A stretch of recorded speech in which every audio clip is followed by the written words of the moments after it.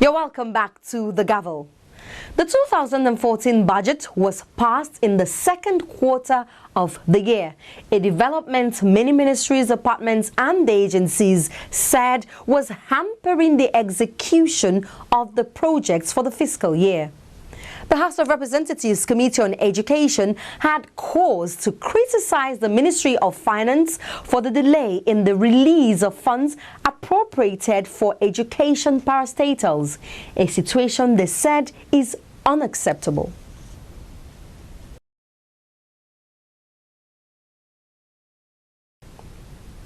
Now, the passage of the budget in Nigeria has over the years met with consistent delay. This year's was no exception. At the just concluded national conference, delegates raised this matter and resolved that government will have to shut down operations where either the President or the National Assembly fails to meet the timelines for the passage of the appropriation bill. This resolution and more came up in my next interview with a member of the House of Representatives. As a legislator, I'd like to say that that budget is now with the executive arms of the government for implementation. And as far as I am concerned, they are in the process of implementations and they are making some releases. However, I'm not very conversant with the latest release. Like, for example, are we still on first quarter or second quarter or third quarter releases? But I know that the budget is with the executive and they are taking the responsibility of making sure releases are being made to the various arms of government as reflected in the budget as appropriated and as approved by the National Assembly. When was that budget passed? That budget was passed quite late, and we all know when it was passed very virtually this year. And I think that wasn't a very good one in terms of timing, but all the same, I believe that the government has a system of being able to get things going while waiting for the budget to finally come on board as being approved by all the arms of government that are supposed to do so. But all the same, I think I'm expecting that by the grace of God that we should be doing something earlier than what we did in the last budget. Not just in this administration, but subsequently at all times we should try to do whatever we can to make sure that the budget comes up early enough for implementation. It took the National Assembly several months to ratify issues surrounding the 2014 budget. Why is that? What was the problem? Well, most times it's not just about National Assembly alone. The issue that arises most time is, one, the National Assembly members, because of our responsibility to our communities and our federal constituencies, we are supposed to be able to look at the budget and make effective contribution to the way the budget is being couched, and also knowing that budget is about one of the biggest laws that we made that is to be made by the legislator on a yearly basis. It is important that the legislators have time to be able to look at it properly and make sure they make their own contributions where they should, because as it comes out of the ministry, it's not just a budget, it's a proposal. It is only when it's gone through the legislature that it becomes a budget. So this interface between the National Assembly and the executive is what delays it. And so I believe also that if the budget is, presented early enough. How early do you mean? Well, how early enough in the sense that, for example, as we speak, the budget of 2015 should have been, presented to the National Assembly, or the estimate should have been presented. Because if it's not done by this August, September, by the time it comes in December, the National Assembly definitely will have to take time to look at the budget. They just got to have to take time to look at it. And that time interface is what delays it. Part of the resolutions arising from the national conference was that henceforth the budget must be presented before the 30th of September. And then within the 2 months, it has to be completed and set for assent by December of every year. What is the practicability of that? Well, I think it's possible that those things can be done. But the parties involved have to really, like I said earlier on, find a common ground. For example, even at the preparatory stage, of the budget before even presenting it to the National Assembly. There should be a relationship, there should be an interface between the parties that will be responsible for scrutinizing this in the budget and for passing it. For example, the committee of the House that is responsible for appropriation should have some inkling into the build-up on the budget before it comes to the National Assembly. It will help the process. It will help to fast-track the process. And this is what I call the common ground. They must find a way of making sure that we fast-track the process, that the budget don't just come to the House, to the chambers for the first time.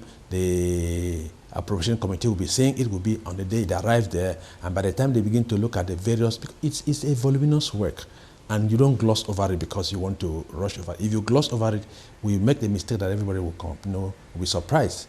So it is important that there be a relationship between the legislature and the executive, even at the preparatory stage. That being done, will help to shorten the process and fast-track the process also. So that is the kind of thing I think can be done. But as regards the fact that the pronouncement is from the national conference, fine. But I believe, just like it is becoming a public knowledge now, that the outcome of the conference will have to pass through some legislative process to authenticate it and make it into law. It becomes to make it a part of the amendment that we are doing in the Constitution.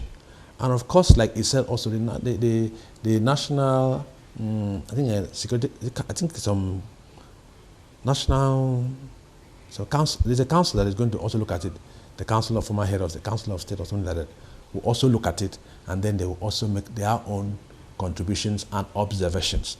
And I have always said that because of our collective interest as a people, because of our collective will to succeed as a nation, that there's nothing that cannot be handled in the best interest of Nigerians if everybody begin to put in the interest of the nation first before personal interest, before political interest, before political grandstanding. Now, also arising from the national conference was this resolution that if the president or the National Assembly fails to meet the deadlines for the passage of the appropriation bill, there would be a shutdown in government. The question is, who shuts down government? Who shuts down? The government can only be shut down by the executive. And so if the executives are those delaying, how will you shut down? Where do you have the power to shut down the government? It's the executive that can do it. So if they are the one delaying, they will shut down government. Do you understand? And if it is the National Assembly that is delaying, it is on such occasion that the executive can shut down the government. But the question is, how do we get to that point? Because when you begin to treat blames, you know that probably you that is about shutting down the government probably was the first offender in bringing the budget on time. Or when the budget had been passed by the House and sent to you, you refuse to accept the corrections that have been made on the budget by the legislature. And then maybe you send it back to the legislature for fine-tuning or correct or removing some of the issues that must have been brought into the budget. So you find that it's not going to be like it's somebody got it, kept it in his drawer and left it there for such a long time. There's going to be interface between the two. So when government gets shut down, like we had it in US recently, it's not just something that happens because one person is at fault. It's something that they must have walked over and they got a deadlock which they are unable to resolve. And I believe that we won't get there. It's a perception among many Nigerians that the cost of running the government here in Nigeria is very expensive.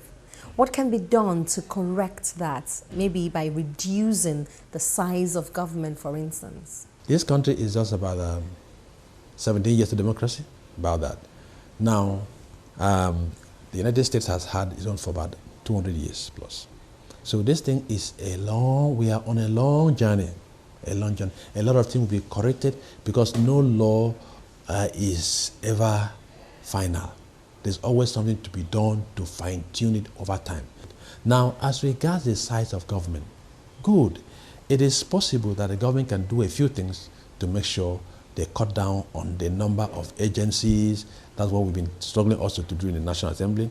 There's been a committee that was set by the government to be to look into the possibility of reducing the number of agencies of government. All these are fine, but at the end of the day, no matter how you put it, there are some issues that will come up. When you shut down maybe a particular agency because you're trying to cut down on the cost of governance, you raise the issue of unemployment. People have lost their job and they will start shouting.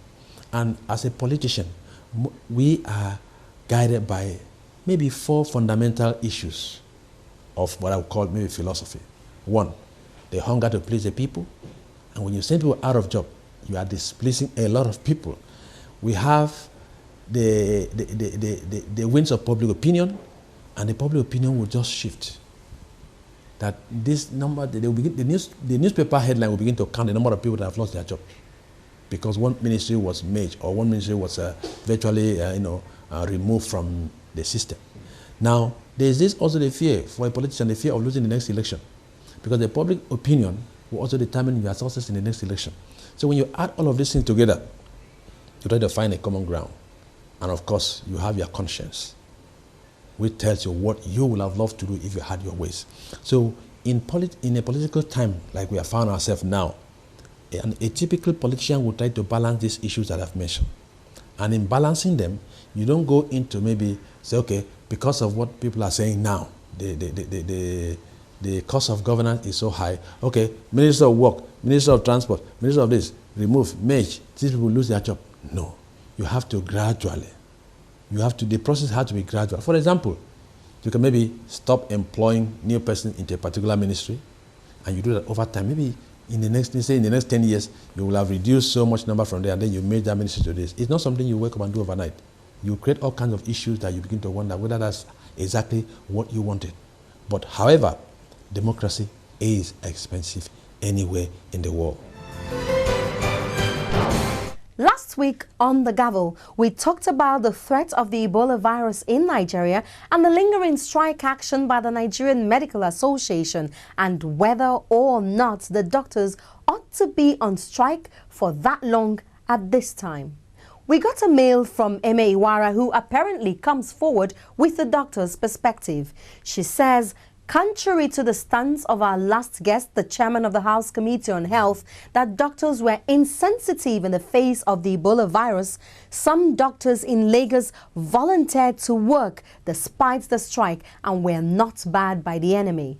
She also said that the strike is possibly an act of God, as the devastation would have been severe had Patrick Sawyer been taken to Ikeja General Hospital or any public hospital close to the airport instead of the First Consultant private hospital where some health officials have lost their lives. She went on to say that the negotiations were not fresh ones and agreements already reached with government were breached.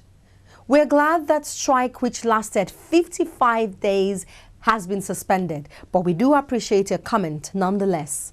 We encourage others to send us their reactions, observations, and questions on any issues raised here to thegavel@channelstv.com or contact us on Facebook or on Twitter with the address and Twitter handle on your screen. The lawmakers are your representatives, and here on The Gavel, we create the opportunity for you to actively interact and ask them the questions that matter. Thanks for staying with us. Do join us again next week.